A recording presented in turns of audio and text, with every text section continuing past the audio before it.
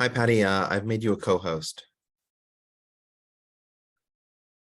Uh, Okay, so you just want me to take care of letting people in? Yeah. You got an initiation into the comparison between this group and the History Light group. Let me ask you an honest question, though. I mean, that lady kind of floored me uh, by accusing me of, what did she say? Preaching? Do I come across preaching, really?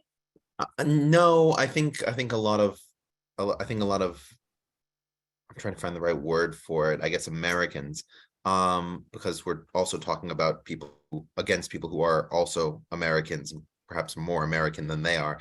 So, but a lot of Americans don't like being reminded about how the Native Americans ended up in the situation that they're in right now, and that no, and that they still exist and they have meaningful aspirations that might not be in alignment with what the rest of the American public wants, needs, or understands.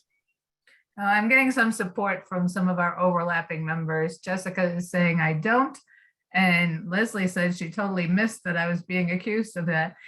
Well, that's what's interesting because there is a certain element. There's a lot of really serious people there that are very interested. And I was actually feeling kind of overwhelmed because we had people that wanted to go way deep into stuff that there was just no time for, like pursuing, what the Iroquois had contributed to the Constitution, talking more deeply about the ICWA and different things like that, that there just was not enough time for in an hour and a half to 2 hour program. And at the same time, there were people that came there already with ideas. And you're right. I mean, that's something I've experienced most of my life. So, people who don't like to have their consciences pricked. Yeah. And it's not something I do on purpose, but I am fairly serious about trying to understand human behavior and not scolding people, but like trying to get people to embrace our total humanity.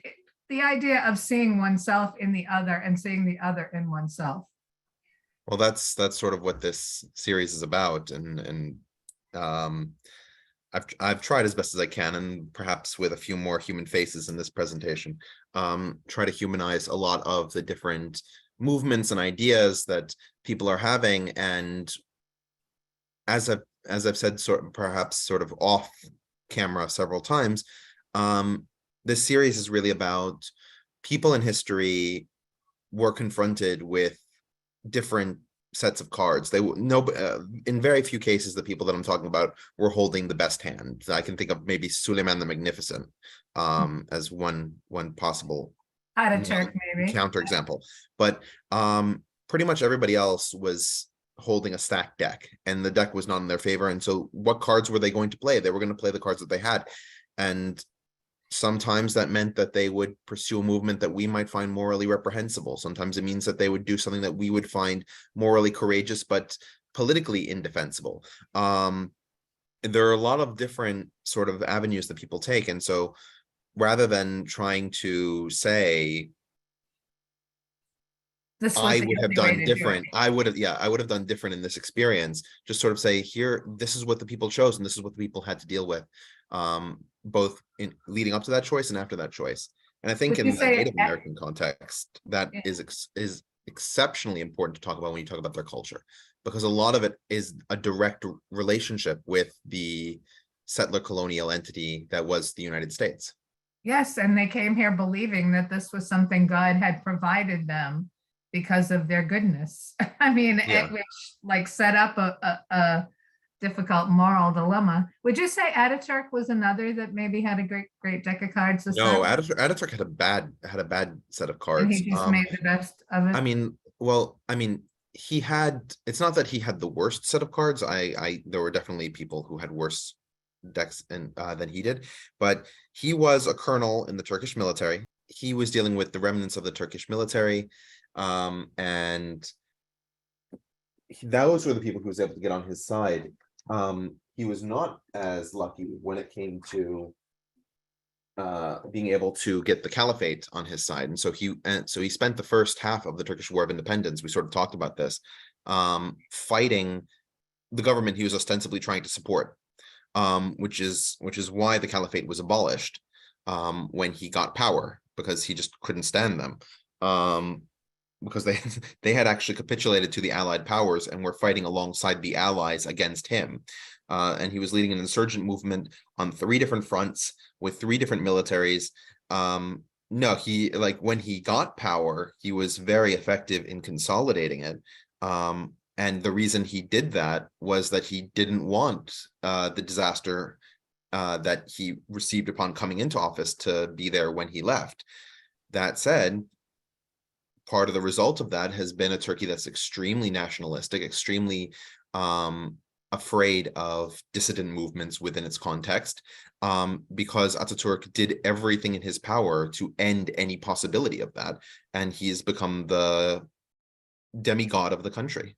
Okay. So basically he like was very good at reshuffling the deck for his particular realm, but not necessarily doing the best for all concerned.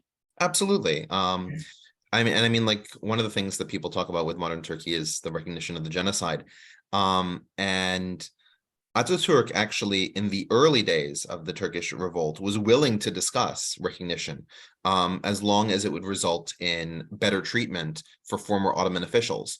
And that clearly wasn't what the Allies were interested in doing. The Allies were more interested in using the Armenian genocide and the other genocides as a cudgel in order to exact more power over the Turks, and that's how the Turks read it. They didn't read it as a human rights concern. That's not to say that many of the people who escalated the genocide, right, the missionaries who were operating in the regions, the ambassadors, that these people felt that way, but the governments of the imperial powers, Britain, France, United States, and Italy, those powers were using it to extract more territorial concessions and humiliate the leaders of the Ottoman Empire.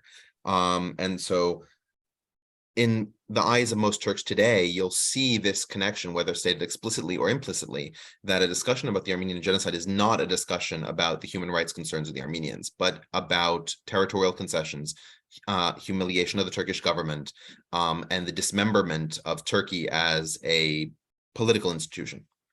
So a lot of that comes from the way that Ataturk spoke about these kinds of things. Okay, yeah. Anyway, we are at that. We have the magic hour, are we? We're at that magical time. So, hi, and welcome to the 56th in our series on Middle Eastern and North African Islamic history.